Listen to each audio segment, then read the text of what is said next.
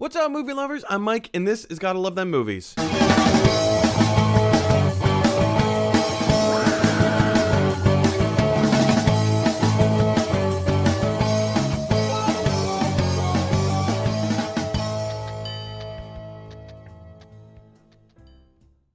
Oh, you guys, welcome back to another edition of Gotta Love Them Movies, your daily dose of movie news. I'm your host, Mr. Mike Brown, and today we are doing a review of the movie Tenet. That's right. If you have seen the movie Tenet, if you have not seen the movie Tenet, either way, it doesn't matter. I'm not going to bring out any spoilers of the film, so if you want to, if you kind of want to get sort of feel kind of like my general idea and my thoughts about the film, definitely keep on watching. I'm not going to jump into any spoilers.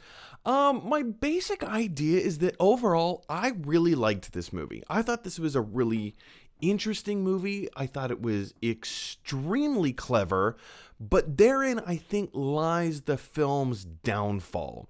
I think it tried to be maybe just a little bit too clever. And again, like I don't want to give any spoilers, Ray. I will talk about things in the trailer, though. In the trailer, they talk about particular things moving forwards through time and backwards through time. Obviously, if you know anything about this movie, you know that this movie deals with the concept of time and how maybe people have figured out a way to use time to wreak havoc. I think that's about all as much as I can say there. This movie is so cerebral. It is so cerebral. It's smart. It's clever. I love the performances. I love the concept of this. And I think that is the strongest aspect of this movie. This film has such a great concept. But I don't exactly think that it's executed as well as it could have been, you know? I think this movie gets in its own way in terms of being a little too clever. And, I think therein lies the hubris of Christopher Nolan. If you've seen any Christopher Nolan film, you kind of have some kind of an idea as to what to expect when you go in and see Tenet, he did Memento. He, very famously, he did the Dark Knight trilogy. He did one of my very favorite movies, Inception. I think Inception is genius. Same thing with, he did Dunkirk and The Prestige and, just a host of other films. And, going into, let's rewind maybe like a year ago, we had no idea what Tenet was, had no clue. No trailers had been dropped for it. We didn't even, we knew Robert Pattinson was in it. I guess we knew John David Washington was in. If you're not familiar with John David Washington, he is Denzel Washington's son. He very famously made not an acting debut, but his name kind of became a little bit more of a household name in the Spike Lee movie BlacKkKlansman. So if you've seen Tenet and you're like, I know that guy from somewhere, it was probably BlacKkKlansman. Brilliant movie, genius. But yeah, Tenet. It really is one of those movies that you have to watch a second time. And I would even argue you have to watch it a third time, maybe a fourth time. I've only seen it once. I definitely need to go back and rewatch it because I didn't actually understand what was happening until like halfway through the film. Halfway through the movie, and I was like, oh, I kind of get what's happening now. And I wish that I could have just pushed pause on the movie like halfway through, gone back to the beginning, and then watched the first half again, having somewhat of an idea as to what was going on. I mean, we were in a movie theater, pause, rewind, on demand. Streaming play is not an option in a movie theater, but yeah, I really enjoyed this. Like I said, everybody did a really great job acting. I don't know if I love the story. The concept is so strong. It's so interesting. That's what keeps you into this movie. The action sequences, my goodness, the action was so fascinating. And especially like there's the two halves of the film. There's the first half where you have no idea what's going on. Then there's the second half that you think you kind of get it, and then the movie ends and you're like, okay, hang on. I think I fully maybe not even fully understand it, but like you have to go back and rewatch it. Now I will say, in the editing, specifically in the sound mixing, woof, you can't understand what the actors are saying sometimes, like the action and the music and the sound effects and you know, between like muffled dialogue, it's really difficult to hear what people are saying. And if you've heard any review of Tenet at all, you would know that that is the common thread. That is true. No, I expected it to be worse because I did hear a lot of other people say, oh, it's so hard to hear what's going on. Oh, you can't understand the dialogue. And while that's true to a certain point, I actually went in thinking it was going to be much worse than it was. I could kind of, for the most part, hear what everybody was saying, even though I didn't know what they were talking about. I could kind of hear the words. So anyway, with all that being said, let's go ahead and break down this movie. So first of all, let's talk about acting. Like I said, you have John David Washington in the lead role. You have Robert Pattinson. They did and they brought their A game. You know, they totally brought their A game. I don't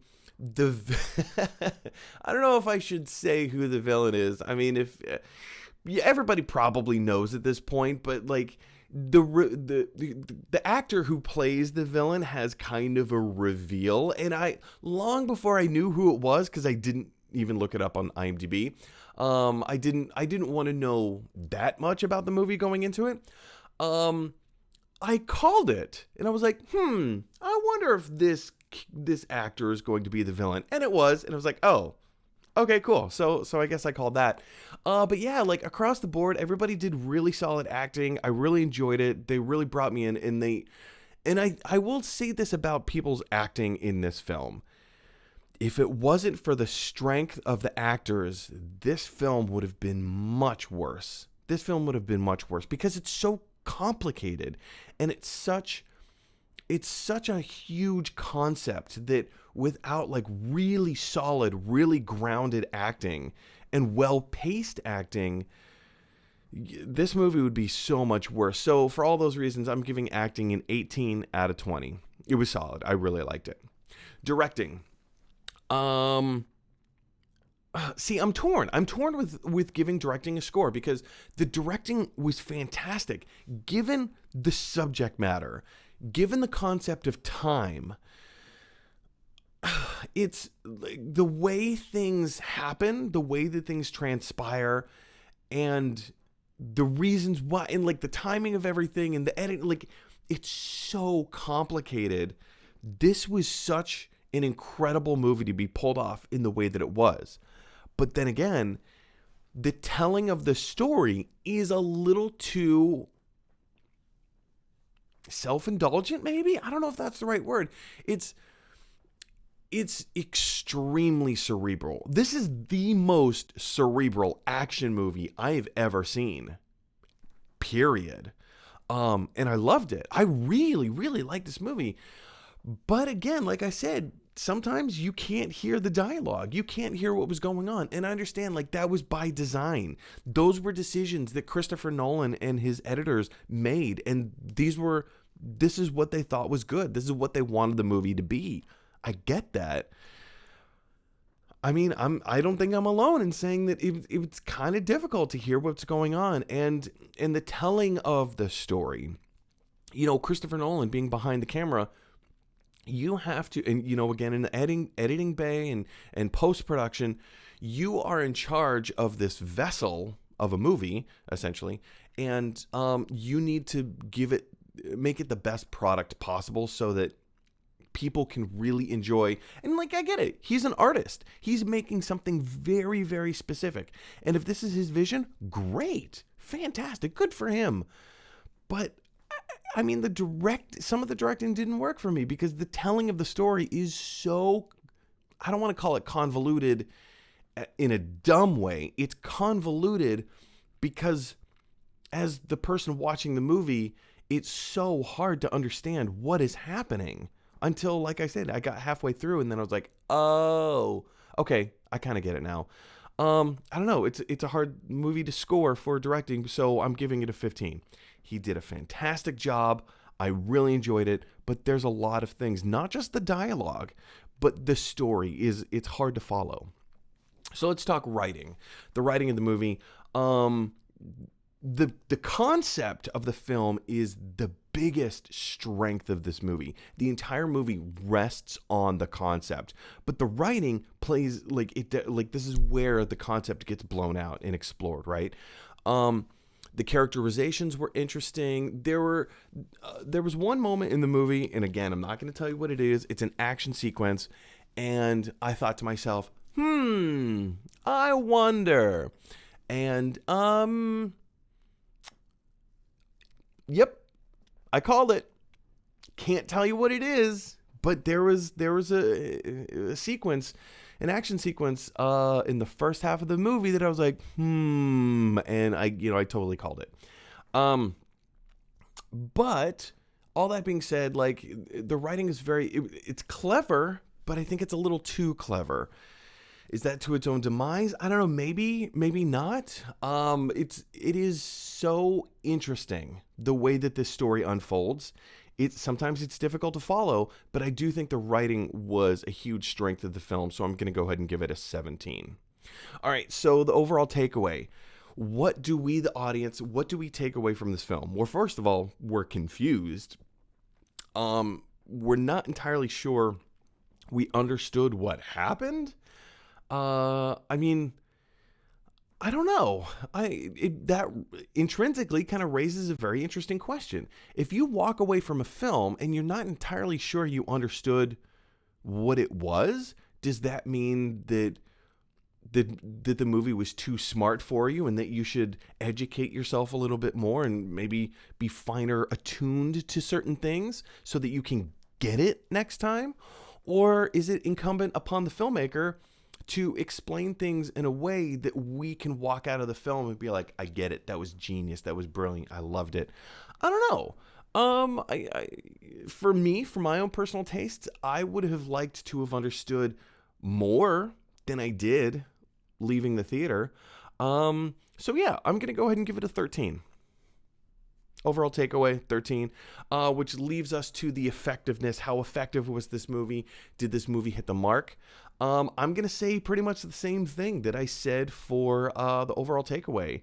I think that this movie didn't quite hit, I think, the way that Christopher Nolan wanted it to hit. Definitely not the way that Warner Brothers wanted it to hit.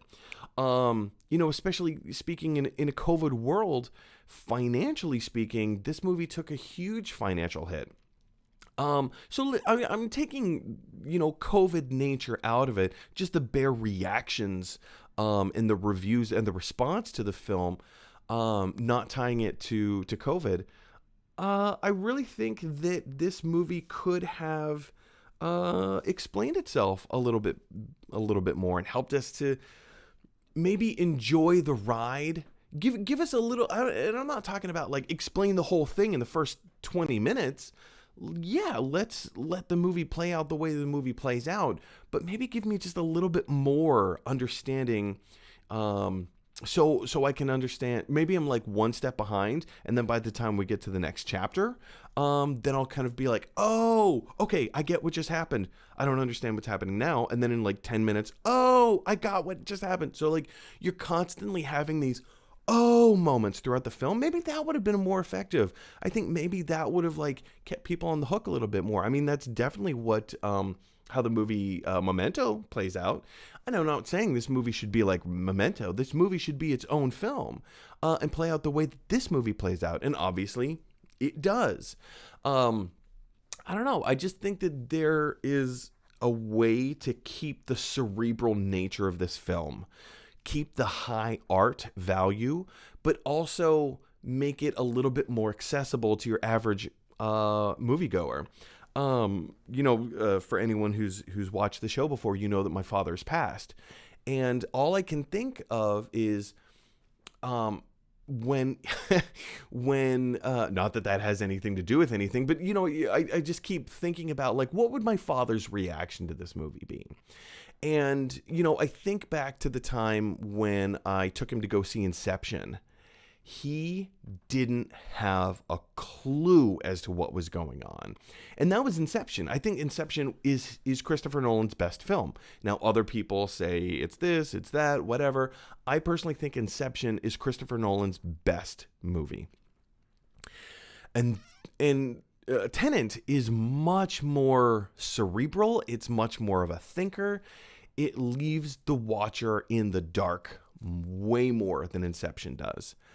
And if my dad didn't understand what was going on in Inception, there's no way he would understand what was going on in Tenet. So I don't think that this movie is that accessible to, and I'm not just talking about which theater is it playing in? That's not the accessibility I'm talking about. In terms of the information in the film, I just don't think it's that accessible to the average moviegoer. And I think that is maybe to the film's demise a little bit. So again, I'm going to give it a 13 out of 20. All right, guys. So all of those scores combined gives us an overall score of... You talking to me? You talking to me? You talking to me? That's right, you guys. I am giving Tenet a 76 out of 100. So, did you have a chance to see Tenet? Do you agree with my score of 76 out of 100? Do you think it should be a higher score? Do you think it should be a lower score? Where do you sit? Let me know down in the comment section below. Hey everybody, thanks for watching. If you like this video, click like. If you really like this video, click subscribe. And if you really, really like this video, click share. Because that is exactly what Michelangelo from the Ninja Turtles would want you to do. Teenage Mutant Ninja Turtles.